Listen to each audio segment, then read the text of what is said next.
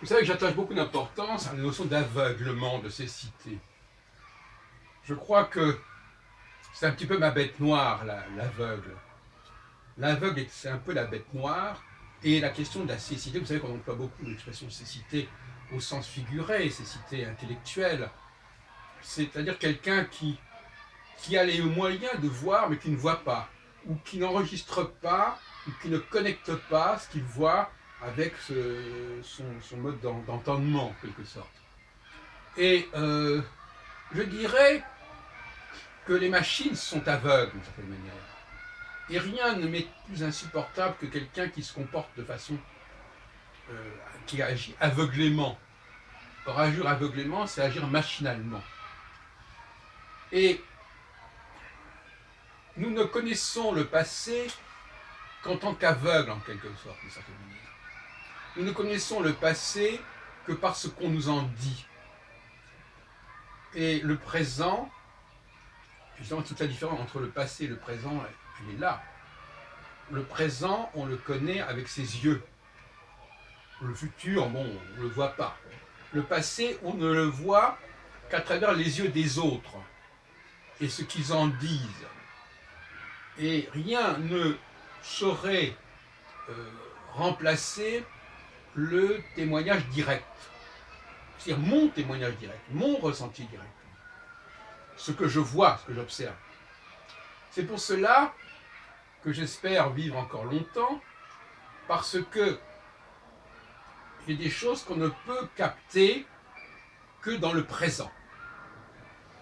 Alors vous me direz, oui, mais vous avez vécu avant. J'ai vécu avant, j'ai vu des choses avant, mais je n'ai vu que ce que je voulais voir, d'une certaine manière, que ce que je pouvais voir, et bien évidemment, si certaines de mes réflexions, si je n'ai pas capté certains phénomènes, je n'ai pas pu vouloir les expliquer. Alors, vous me direz, comment fait-on pour capter certains phénomènes? Il faut ouvrir les yeux. Il faut ouvrir les yeux. On peut aiguiser son intelligence, on peut avoir une intelligence plus aiguë, mais ce que je pense actuellement, ce que moi je vois actuellement ou ce que je verrai dans les prochaines années, je ne l'ai pas forcément vu précédemment. Ça ne veut pas dire que ça n'a pas existé, ça veut dire simplement que je ne l'ai pas capté. Vu au sens de capter intellectuellement. J'ai pu, comme on dit, c'est comme on dit, c'est pas cette distinction, il a entendu mais il n'a pas écouté, ou il a vu, il n'a pas regardé. Mais c'est pas idiot, même si c'est sémantiquement un peu confus, mais c'est vrai que c'est pas la même chose. Il y a des gens qui ne voient pas certaines choses, qui ne captent pas certaines notions, certaines données. Bon.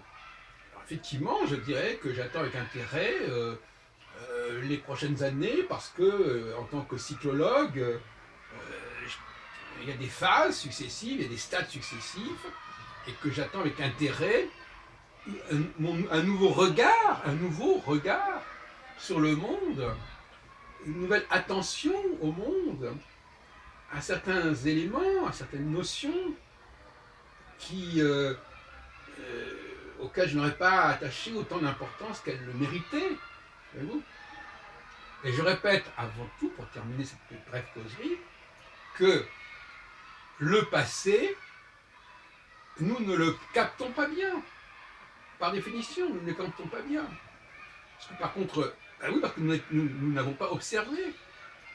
Nous sommes comme des aveugles à qui on raconte quelque chose. Nous sommes dans la caverne de Platon. Alors, par contre, ce qu'on peut dire aussi, c'est qu'à partir de ce qu'on nous dit, peut-être peut-on reconstituer d'autres choses. Peut-être peut-on tirer de ce qu'on nous dit qu'il y a eu des informations.